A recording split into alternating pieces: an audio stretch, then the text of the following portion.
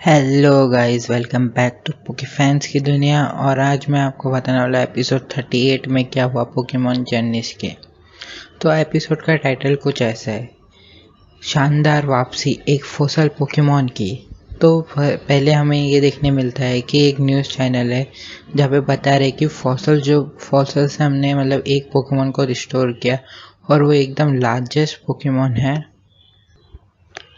तो वो पोकेमॉन का नाम रहता है टेप्टोटोस, जो जापानीज नेम है। और मेरे हिसाब से ये पोकेमॉन जो है वो शिल्डॉन है। तो फिर ऐश बोलता है गो से, चलो हम देखने चलते हैं वो पोकेमॉन को। और फिर साकुराकी बोलता है कि उस जो उसकी बेटी रहती है कोरु कोहारू, तो वो उसको देख के बोलता है कि तुम्हारा जो पर्सनल रिसर्च प्रोजेक्ट है वो कैसा चल रहा है। तो वो बोलती है कि मेरा अभी तक कुछ नहीं किया उसके अंदर। तो साकुराकी बोलते हैं कि जाओ तुम भी फॉसल पोकेमॉन की रिसर्च पे मदद करो गो और ऐश की, तो तुम्हें अपना रिसर्च प्रोजेक्ट भी हो जाएगा और तुम्हें वहाँ पे पोकेमॉन भी देखने मिल जाएंगे फॉसल। तो ऐश और गो बोलते हैं हाँ ज़रूर कोरा तुम भी चलो हमारे साथ। तो जैसे आप सभी को पता है कि न्यूज़ में आ रहा था कि वो एकदम लार्जेस्ट पोकेमॉन है शिल्डॉन का, सबसे लार्जेस्ट बहुत बड़ा पोकेमॉन दिखता होगा। जैसा नॉर्मल साइज़ का नहीं, जैसे जो गो के पास गोलरैक है वो उस उतना बड़ा हो सकता है। तो हमें कुछ पता नहीं उसके ऊपर अभी तक। तो फिर गो बोलते हैं कि मुझे सारे फॉसल पोकेमॉन पकड़ने हैं, और वहाँ पे बहुत सारे लोग आए रहते हैं क्योंकि सबको वो एकदम बिगेस्ट और लार्जेस्ट शिल्डॉन देखना है। तो यहाँ पे ऐश बोलता है कि ये शिल्डॉन कहाँ पे होगा। तो फिर कि कोरा बोलते है कि वो उधर लाइन देख रहे हो वहाँ पे हो सकता है क्योंकि बहुत बड़ी लाइन है। और जैसे ऐश और कहती है कि जो आज के लिए जो शिल्डॉन का एग्जीबिशन था वो बंद हो चुका है, तो आप नहीं देख सकते। तो ऐश और को बहुत नाराज दुखी होते हैं कि वो लोग को देखने नहीं मिल रहा, वो इतनी दूर से आए उसे देखने के लिए। लेकिन फिर वहाँ पे एक और फॉसल का ये रहता है कि अगर तुम यहाँ पे डिग करके तुम्हें कोई फॉसल मिलता है और वो अच्छी कंडीशन में रहा तो उसको वापस पोकेमॉन बना के तुम्हें दे सकते हैं, और अगर नहीं रहा हालत अच्छा फॉसल का तो तुम लेके जा सकते हो। तो ऐश और को बोलते हैं ज़रूर हम भी ट्राई करते हैं, शायद से हमें पोकेमॉन मिल जाएगा कोई। तो दोनों जाते हैं और वहाँ पे टीम रॉकेट भी आई रहती है। और यहाँ पे जैसी बोलती इस रॉक में से क्या निकला है, कुछ फॉसल टाइप पोकेमॉन है क्या। तो जेम्स और मेयर बोलते हैं नहीं। अरे यार, फिर जैसे बोलते किसका फालतू आइडिया था यहाँ पे आने का। तो जेम्स और मेयर बोलते कि तुम्हारा ही था। और फिर इतने में ही थी जब जैसे उसको जेसी को ऐश की आवाज़ सुनाई देती है कि ऐश है यहाँ पे। तो वो लोग प्लान बनाते रहते हैं कि ऐश के पिकाचू का, और ऐसे में जाते हैं। फिर हमें वापस से एक बंदा देखने मिलता है पुराने एपिसोड से, जिसने गो और ऐश को दिखाया रहता है कि गोलक कहाँ पे रहता है और वो सब। तो वो उनको मिलता है, तो वो बोलता है कि तुम यहाँ पे कैसे। तो वो बोलता है मैं यहाँ के म्यूजियम का प्रेसिडेंट हूँ। और फिर कोरा और फिर ये दोनों फॉसल ढूंढने लग जाते हैं गो ऐश। और फिर कोरा को एक फॉसल मिलता है, लेकिन वो शेल्डर के फॉर्म में रहता है। तो कोरा बोलती कि शायद से ये जो पोकेमॉन है वो रेयर पोकेमॉन हो सकता है, तो जाके प्रेसिडेंट को दिखाते हैं। तो ऐश आता है उसकी मदद करने, लेकिन गो जो रहता है वो भी बहुत बहुत अपने फसल ढूंढने में बहुत बिजी रहता है। तो वो कोरे पे ध्यान ही नहीं देता और उसके फसल पे। तो ऐश उसकी हेल्प करता है प्रेसिडेंट को दिखाने के लिए वो फसल।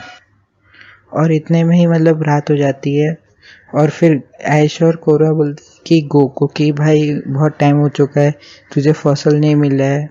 और फिर गो बोलता ये कब हुआ, इतनी रात कब हो गई, मैं तो अभी तक ढूंढ ही रहा था। उसको समय का भी ध्यान नहीं रहा लड़के को।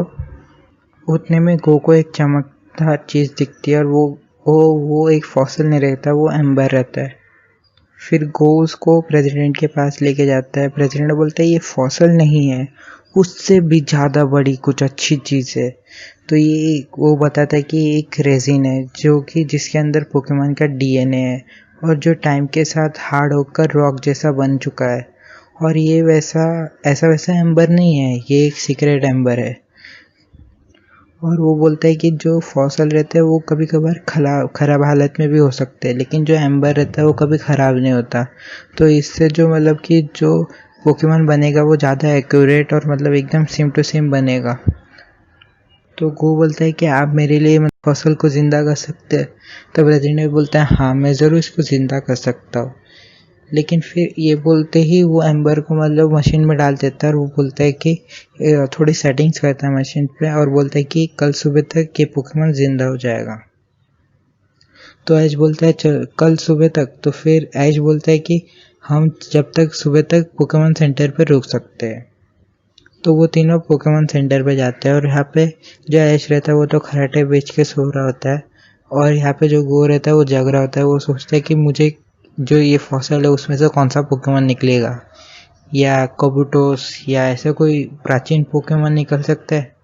तो वो सोच रहा रहता है, इतने में ही कुछ आवाज़ आती है, जैसे टीम रॉकेट वो जो जिंदा करने वाली मशीन में रहती है उधर घुस के कुछ तो अपना कांड कर देती है। हर बार जैसा ही है उनका कुछ ना कुछ बिगाड़ देती है और वो मशीन ब्लास्ट हो जाती है और उससे धुआं आने लगता है। तो फिर गो, ऐश और कोरिया जो उनका ध्यान जाता है और वो तीनों जाते हैं वहाँ पे। इतने में वो म्यूजियम का प्रेसिडेंट भी वहाँ पे आ जाता है। वो बोलता है कि ये जो एम्बर था वो टूट चुका है, मतलब वो जिंदा हो चुका है पोकेमॉन जो भी था। इतने में ऐश, गो और कोरिना आ चुके हैं और वो गो बोलते हैं कि मेरा मतलब यहाँ पे क्या हुआ। तो वो बोलते हैं जो जिंदा करने वाली मशीन थी वो टूट चुकी है। गो बोलता है फिर मेरे पोकेमॉन का क्या हुआ। फिर प्रेसिडेंट बोलता है वो जिंदा हो चुका है, लेकिन उसको जिंदा नहीं होना चाहिए था इतनी जल्दी, कुछ तो किसने कुछ तो कांड किया इसके साथ। और फिर अचानक से एक पोकेमॉन अटैक कर देता है गो पे और ऐश उसको बचा लेता है। लेकिन फिर गो बोलता है ये मेरा ही पोकेमॉन है, मैं इसके पीछे जा रहा हूँ। तो वो चला जाता है और फिर ऐश भी बोलता है कि हम दोनों को भी उसके पीछे जाना चाहिए।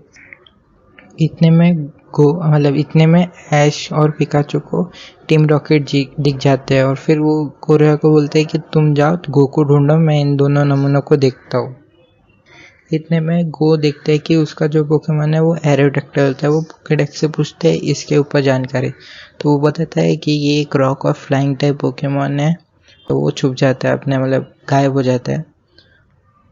और एरोडक्टाइल तो बहुत गुस्से में रहता है, वो अपनी स्टोन एज अटैक यूज़ कर देता है और वो बोलता है रैबिट यूज डबल किक, लेकिन कुछ फ़ायदा नहीं होता है। डबल किक कुछ असर नहीं होती स्टोन एज पे और स्टोन एज से डायरेक्ट मतलब जो गो का रेबूट रहता है वो डाउन हो जाता है। और फिर गो यूज़ करता है अपना गोलरेक जो घोस्ट और ग्राउंड टाइप पोकेमॉन रहता है। एरोडक्टाइल तो भी नहीं हार मानता, वो उस पर स्टील विंग अटैक यूज़ करता है, आयरन हेड यूज़ करता है, ड्रैगन बैक यूज़ करता है।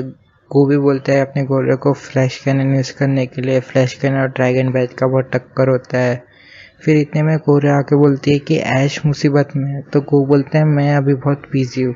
तो भाई ऐसा कैसा बंदा, अगर ऐश होता तो अभी वो जाग के बचा लेता गो को, लेकिन गो अपने पे ही बहुत फोकस है वो पोकेमॉन पे। ये बहुत बुरी बात है। और इतने में टीम रॉकेट अपने मतलब जो मशीन रहती है उसको बुलाती है। उसमें से 2 पोकेबॉल निकलते, एक निडोरिनो और एक रहता है ग्रेवल। ये लोग अपने कब पोकेमॉन पकड़ना सीखेंगे पता नहीं इन लोग का। तो यहाँ पे जो भी मैच रहता है वो कंटिन्यू रहता है और फिर पिकाचू और निडोरिनो के बीच में मतलब फाइट चल रही होती है और ग्रेवल अपना रोल आउट अटैक यूज़ करता है पिकाचू पे। इतने पे ऐश बोलता है कि अपना इलेक्ट्रोवेव यूज़ करो और जो रोल आउट रहता है उसको ऐसा यूज़ करता है कि ऐसा गोली, और वो जो इलेक्ट्रोवेव रहता है वो एकदम रबड़ के जैसे उन दोनों को टक्कर हुआ, जैसे ग्रेवल का रोल आउट और इलेक्ट्रोवेव। तो इलेक्ट्रोवेव की वजह से वो पीछे चला गया और टीम रॉकेट भी आसमान में उड़ गई। तो टीम रॉकेट का काम तो समाप्त हो गया। और फिर गो के गोलरेक और एरोडक्टाइल के बीच में मैच चल रहा होता है। गो यूज़ करने मतलब गो एरोडक्टाइल आयरन हेड यूज़ करता है और गोलरेक उसको पकड़ लेता है और फिर गोलरेक को बोलता है गो के हैमर आर्म और फिर उसके बाद फ्लैश कैनन। तो उससे वो एरोडक्टाइल बहुत ज़्यादा कमज़ोर हो जाता है और वो एकदम ज़मीन पे गिर जाता है। फिर गो उसके पास जाके बोलता है कि तुम एकदम नए पोकेमॉन है, एकदम तुम अभी उठे हो अपनी नींद से, बहुत पुराने दिन से मतलब सोए हुए थे और फिर मतलब हम दोनों को पार्टनर बनने में टाइम लगे ऐसा ऐसा। और कोरा बोल रहे ये डेंजरस हो सकता है, तुम्हें उस पोकेमॉन के पास नहीं जाना चाहिए।